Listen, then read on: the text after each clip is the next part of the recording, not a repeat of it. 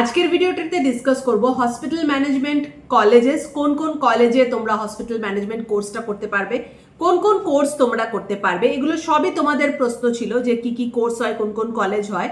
তো কিছু কলেজের নাম আজকে বলে দেবো। অফকোর্স এগুলো কলকাতার কলেজ, কলকাতার বাইরের কলেজ যদি তোমাদের দরকার হয় একটুখানি পার্সোনাল কেরিয়ার কাউন্সেলিং সেশনগুলো নাও, সেখানে আমি কিন্তু টোটাল ইনস্টিটিউশন লিস্টগুলো তোমাদেরকে দিয়ে দেবো। ফার্স্ট কলেজগুলো নিয়ে স্টার্ট করছি। তারপরে কিছু তোমাদের কোয়েশ্চেন ছিল যেগুলো ফ্রিকুয়েন্টলি আস্ক কোয়েশ্চেন, সেই কোয়েশ্চেনের উত্তরগুলো দেবো regarding career, salary, actual reality of hospital management career. আবারও একবার বলে দিচ্ছি, হসপিটাল ম্যানেজমেন্টের দু ধরনের কোর্স হয়, BHA bachelor of hospital administration অথবা বিবিএ ইন হসপিটাল ম্যানেজমেন্ট, এইরকম দুটো নামে কোর্স তোমরা পাবে। বেসিক্যালি কোর্স কন্টেন্ট কিন্তু অলমোস্ট সেম, এক একটা কলেজে এক একটা নামে থাকবে। যারা জেনপ্যাস ইউজি দিয়ে গভর্নমেন্ট কলেজে ট্রাই করছো ফর হসপিটাল ম্যানেজমেন্ট, খুব কম গভর্নমেন্ট কলেজে হসপিটাল ম্যানেজমেন্ট কোর্স আছে এবং এই কোর্সটা কিন্তু পেড কোর্স, এমনি না যে গভর্নমেন্ট কলেজে আসে বলে ফ্রি কোর্স, পেড কোর্স। এটাতে অ্যাডমিশনের জন্য জেনপ্যাস ইউজি এক্সামটা দিতে হয়, যেটা কিনা তোমাদের ফিজিওথেরাপি অথবা নার্সিং এর এক্সাম, সেম এক্সামটাই দিতে হয়।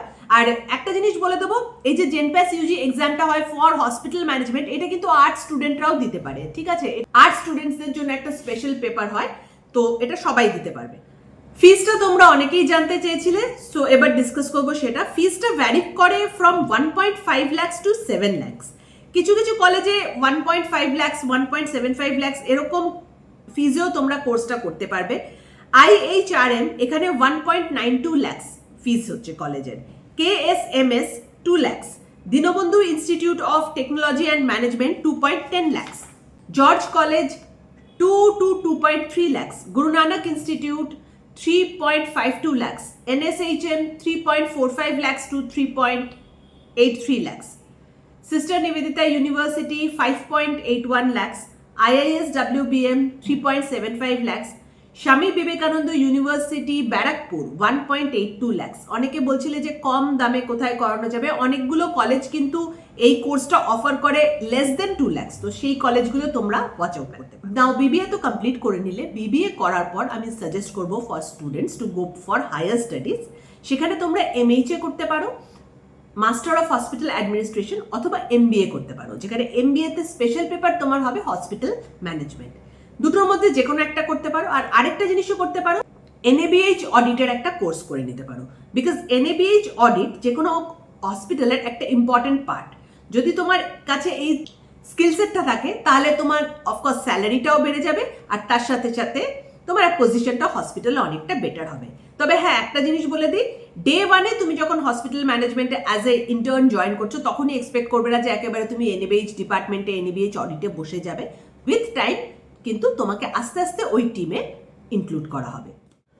হসপিটাল ম্যানেজমেন্ট নিয়ে অনেকের অনেকগুলো প্রশ্ন ছিল, তো সেখানেই আমি কয়েকটা প্রশ্ন নিয়ে একটা এফএকিউ মতো তৈরি করেছি, সেই প্রশ্নগুলোর উত্তর দিয়ে দিই। ফার্স্ট কোয়েশ্চেনটা, হসপিটাল ম্যানেজমেন্ট কোর্স করে ইন্টার্নশিপ যেটা হয় সেটা পেড হয় কি আনপেড হয়? ম্যাক্সিমাম আনপেড হয়, আনপেড ইন্টার্নশিপ হয়। ইন্টার্নশিপ বেসিক্যালি জিনিসটাই হচ্ছে আনপেড, পেড ইন্টার্নশিপ খুব কম হয়, আর পেড ইন্টার্নশিপ যেখানে হয় সেগুলো আর মোটামুটি ইন্টার্নশিপ থাকে না, সেগুলো জবই ধরে নাও। তো এটা আনপেড হয়, কিছু কিছু জায়গায় হয়তো পেড হতে পারে, but maximum unpaid. Next question যেটা মোটামুটি সবারই থাকে, যে হসপিটাল ম্যানেজমেন্ট কোর্স তো করে নিলাম but starting salary is very low. Now this is the norm of hospital industry, ঠিক আছে? হেলথ কেয়ার ইন্ডাস্ট্রির এটা norm, starting salary in health care industry is very low. এটা শুধু হসপিটাল ম্যানেজমেন্ট যারা পাস আউট করে তাদের জন্য না, ডক্টরসদেরও স্টার্টিং স্যালারি খুব লো হয়, নার্সেসদেরও খুব লো হয়, টেকনিশিয়ানসদেরও খুব লো হয়, ঠিক আছে? তো অবভিয়াসলি যেহেতু সেম ইন্ডাস্ট্রি, যেখানে ডক্টর, নার্সেস, টেকনিশিয়ানরা কাজ করছে, হসপিটাল ম্যানেজমেন্ট নিয়ে যারা পড়াশোনা করছে তারা সেই ইন্ডাস্ট্রিতেই কাজ করছে, কাজেই তাদেরও স্টার্টিং স্যালারিটা লোই হবে। Now this is an industry norm, এটা নিয়ে আমাদের খুব একটা কিছু করার নেই। যদি স্যালারি মনে করছো যে একটু বাড়ানোর চেষ্টা করবে, তখন আমি সাজেস্ট করব try to get in to sales and marketing department. এখানে স্যালারিটা একটু বেশি হয় as compare to operations or front desk administration like that.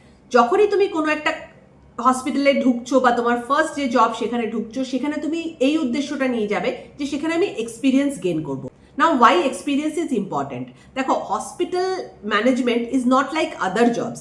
যে কোনো আদার জবের থেকে এটা কিন্তু অ্যাজ কম্প্যারেটিভলি অনেক অনেক বেশি স্ট্রেসফুল এখানে ডিউটি আওয়ার্স অনেক লং হয়, আর এখানকার জব ডাইনামিক্সটা অন্যরকম। পেশেন্টদের সাথে ইন্টারাকশন করতে হয়, আনপ্রেডিক্টেবল সিচুয়েশন থাকে, সেগুলোকে হ্যান্ডেল করতে হয়। সো কাজেই এই জায়গায় এক্সপিরিয়েন্সটা খুব ম্যাটার করে যায়। সব হসপিটালটাই চায় যে এক্সপিরিয়েন্সড এমপ্লয়ি রাখতে। কাজে এক্সপিরিয়েন্স যখন তোমার কাছে থাকবে, অবভিয়াসলি তোমার মার্কেট ভ্যালু অটোমেটিক্যালি ইনক্রিজ করে যাবে।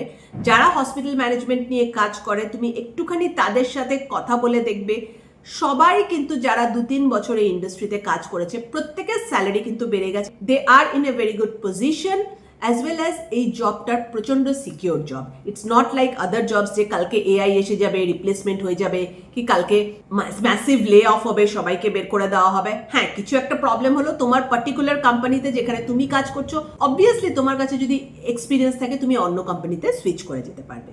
নাও হসপিটাল ম্যানেজমেন্ট কেরিয়ারটা নিয়ে আমি স্ট্রেস করি আরও এই কারণে, তার রিজনটা হলো যে দেখো, সবার পক্ষে তো আর কলকাতা থেকে বাইরে কিংবা নিজের লোকালিটি থেকে বাইরে বেরিয়ে গিয়ে কেরিয়ার করা সম্ভব না। অনেকেই চায় যে তার নিজের বাড়ির সামনে কেরিয়ার করতে, নিজের বাড়ির কাছাকাছি চাকরি করতে।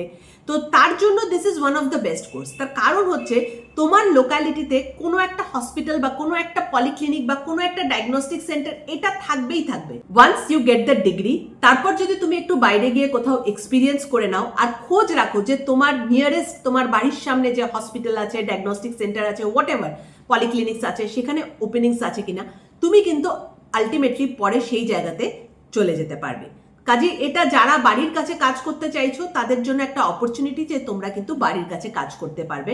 নট অলওয়েজ যে তোমাকে একদম কলকাতায় এসেই কাজ করতে হবে না। যে কোনো জেলাতে, হয়তো তোমার বাড়ি বর্ধমানে, হয়তো তোমার বাড়ি মিদনাপুরে, সব জায়গায় হসপিটাল থাকে, সব জায়গায় ক্লিনিক্স থাকে, অনেক জায়গায় আইভিএফ সেন্টার্স থাকে, এই সব জায়গায় কিন্তু এমপ্লয়ি রিকোয়ারমেন্ট থাকে। তো সেখানে তোমরা কিন্তু কাজ পেয়ে যাবে।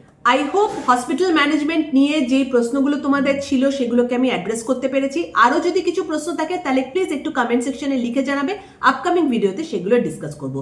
Thank you for watching, bye by.